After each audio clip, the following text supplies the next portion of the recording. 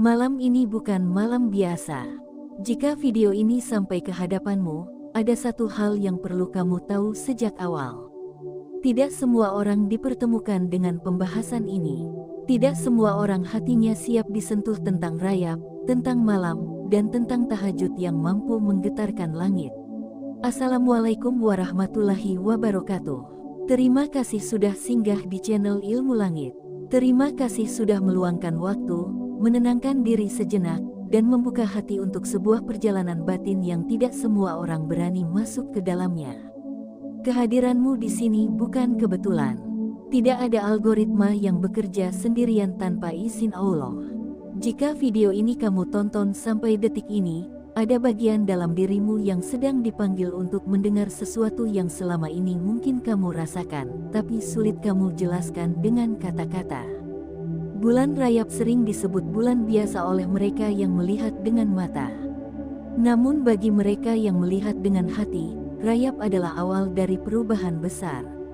Rayap adalah bulan yang sunyi tapi kuat, tenang tapi dalam, dan diam-diam menyimpan daya yang bisa mengguncang arah hidup seseorang. Apalagi ketika Rayap bertemu dengan malam, lalu malam itu bertemu dengan tahajud. Tahajud di bulan lain saja sudah membuat malaikat menyimak. Lalu bagaimana jika tahajud itu dilakukan di malam Rayap?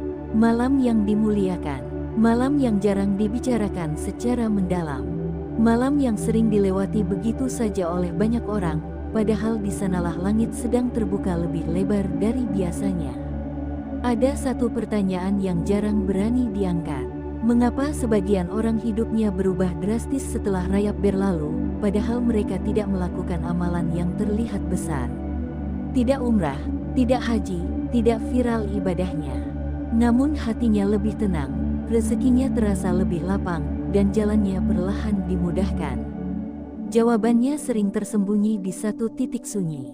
Tahajud di malam Rayap. Banyak orang mengira kekuatan tahajud ada pada panjangnya doa. Ada juga yang mengira ada pada jumlah rakaatnya. Padahal yang paling menentukan seringkali adalah waktu ketika doa itu naik. Dan Rayap adalah waktu yang sangat jujur. Rayap tidak suka kepura-puraan. Rayap tidak menyukai ibadah yang ingin dipuji.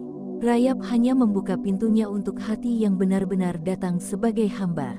Jika kamu pernah terbangun di malam hari selama Rayap tanpa sebab yang jelas, tanpa niat sebelumnya, tanpa alarm, lalu hatimu terasa berat untuk kembali tidur, itu bukan gangguan. Banyak orang mengira itu sekadar kebetulan biologis. Padahal seringkali itu adalah panggilan halus. Panggilan yang hanya dirasakan oleh hati yang masih hidup. Di momen itulah, tahajud menjadi lebih dari sekadar salat malam. Ia berubah menjadi pertemuan. Pertemuan antara kelemahan manusia dan kekuasaan Allah. Pertemuan antara air mata yang ditahan seharian dengan ampunan yang menunggu di langit.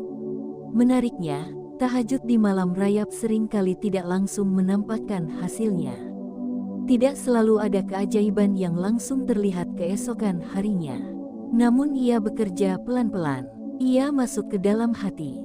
Ia menggeser cara pandang. Ia melunakkan ego. Ia menenangkan jiwa yang selama ini lelah berpura-pura kuat.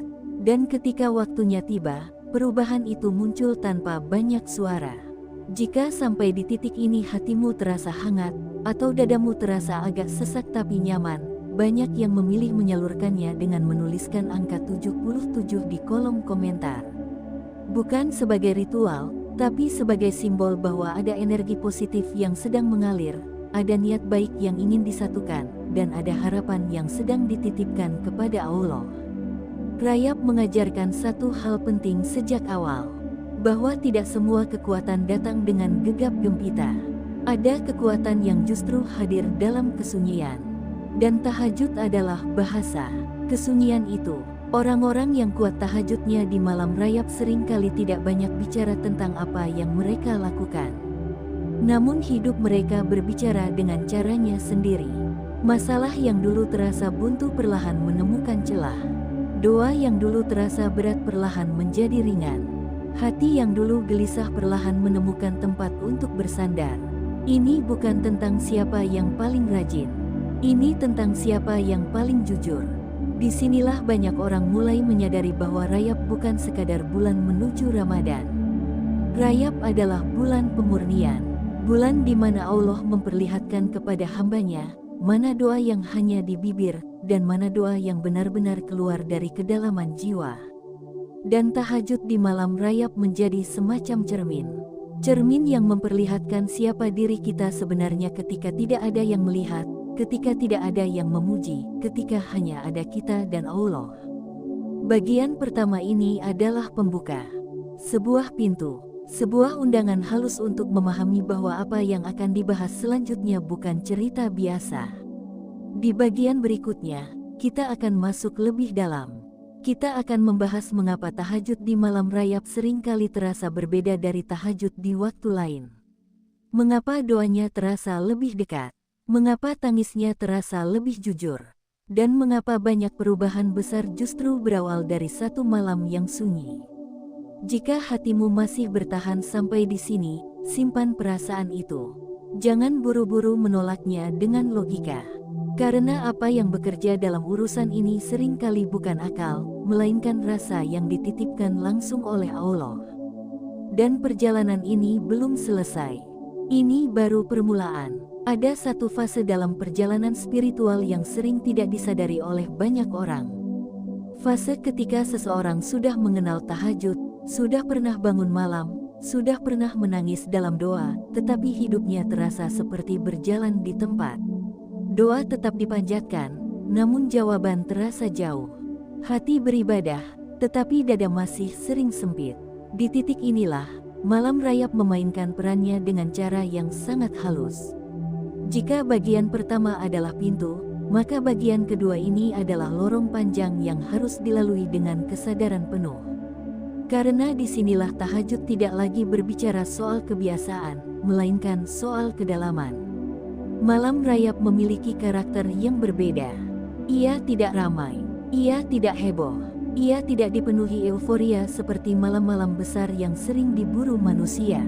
Justru karena itulah kekuatannya bekerja. Rajab adalah bulan ketika Allah memperhatikan hambanya yang datang tanpa sorotan, tanpa tuntutan, tanpa perasaan pantas. Hamba yang datang hanya membawa satu hal, kejujuran. Banyak orang tidak sadar, tahajud di malam Rajab seringkali terasa lebih berat untuk dimulai. Rasa malas lebih kuat, godaan untuk tetap tidur lebih besar, pikiran lebih sibuk. Itu bukan pertanda buruk, justru sebaliknya. Itu tanda bahwa sesuatu yang besar sedang dipertaruhkan. Karena tidak semua tahajud diuji sebelum dilaksanakan. Tahajud di malam Rajab sering diuji bahkan sebelum kaki menyentuh lantai. Dan ketika seseorang berhasil melewati ujian awal itu, sesuatu yang lain mulai terjadi. Hati terasa lebih sensitif. Dosa-dosa lama seperti muncul ke permukaan. Penyesalan datang tanpa diundang. Air mata mengalir tanpa paksaan. Di titik inilah banyak orang merasa rapuh. Namun justru disitulah tahajud mulai hidup. Tahajud yang menggetarkan langit bukan tahajud yang membuat seseorang merasa suci. Tahajud yang menggetarkan langit justru membuat seseorang merasa kecil, merasa tidak pantas, merasa penuh kekurangan. Dan anehnya, perasaan itulah yang paling dicintai Allah. Malam Rajab tidak menunggu doa-doa yang indah susunannya. Ia menunggu pengakuan yang jujur. Ia menunggu hamba yang berani berkata dalam hatinya bahwa ia lelah berpura-pura kuat. Ia menunggu jiwa yang sudah capek mengandalkan dirinya sendiri. Disinilah banyak orang keliru memahami tahajud. Mereka datang dengan daftar permintaan, berharap malam itu menjadi transaksi cepat antara hamba dan Tuhan. Padahal tahajud di malam Rajab adalah pertemuan, bukan negosiasi. Ia bukan soal apa yang diminta, tetapi bagaimana hati hadir. Orang yang tahajud di malam Rajab dengan hati yang hadir, seringkali merasakan satu hal yang sulit dijelaskan. Setelah salat, mereka tidak langsung merasa lega. Justru ada rasa hening yang dalam. Seperti habis berbicara jujur dengan seseorang yang sangat mengenal dirinya. Tidak ada sorak kemenangan. Tidak ada perasaan berhasil. Yang ada hanyalah ketenangan yang pelan-pelan menyelimuti. Dan ketenangan itu bukan hasil. Itu adalah proses. Allah seringkali tidak langsung mengubah keadaan. Allah mengubah orangnya terlebih dahulu. Cara berpikirnya, cara menyikapinya, cara memandang masalahnya. Tahajud di malam rayap bekerja di wilayah ini. Ia membersihkan cara pandang sebelum membuka jalan keluar. Banyak kesaksian yang serupa. Seseorang tidak langsung mendapatkan apa yang ia minta, tetapi ia diberi kekuatan untuk menerima apa yang sedang ia jalani. Dan dari situlah pintu-pintu lain mulai terbuka. Rezeki yang tadinya terasa sempit, perlahan menjadi cukup. Masalah yang tadinya membuat panik, mulai terasa lebih ringan. Hubungan yang tadinya tegang, mulai menemukan celah untuk membaik. Semua itu terjadi tanpa suara, tanpa pengumuman, tanpa tanda-tanda besar, dan seringkali orang baru menyadarinya setelah rayap berlalu. Inilah salah satu rahasia terbesar tahajud di malam rayap. Ia tidak bekerja di permukaan, ia bekerja di dalam, dan perubahan yang dimulai dari dalam hampir selalu lebih tahan lama.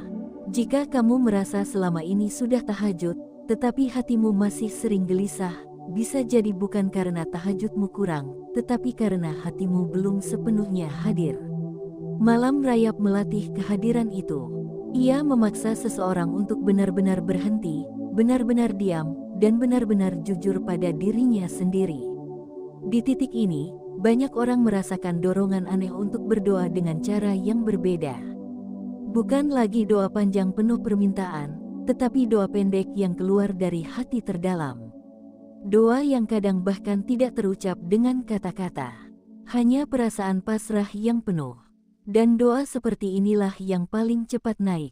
Jika kamu membaca bagian ini dengan perasaan yang sulit dijelaskan, antara harap dan takut, antara rindu dan cemas, banyak yang menyalurkannya dengan menuliskan angka 77. Bukan karena angka itu istimewa dengan sendirinya, tetapi karena kebersamaan dalam niat baik memiliki kekuatan yang menenangkan jiwa.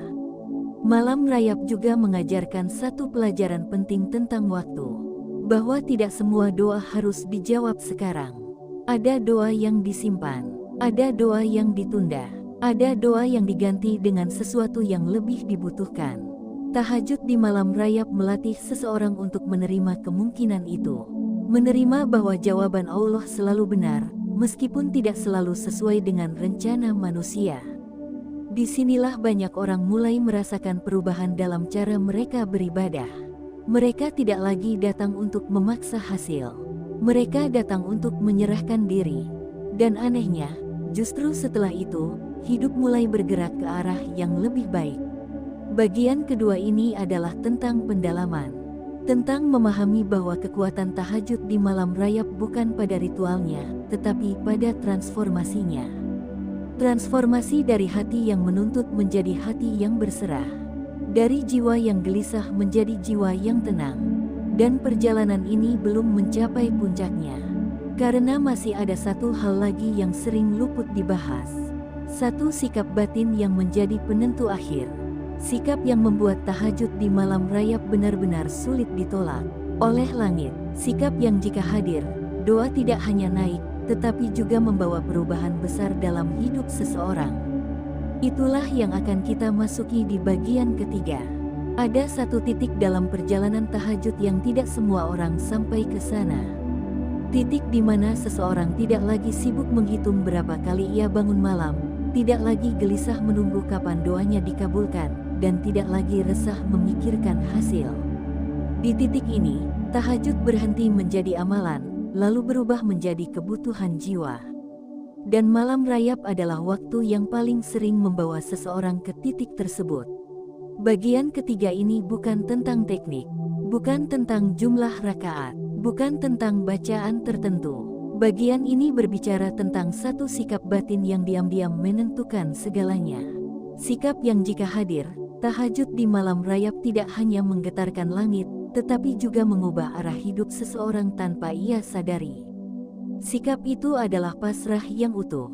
Banyak orang mengira pasrah berarti menyerah. Padahal pasrah dalam makna terdalam justru lahir dari keberanian. Keberanian untuk mengakui bahwa manusia memiliki batas.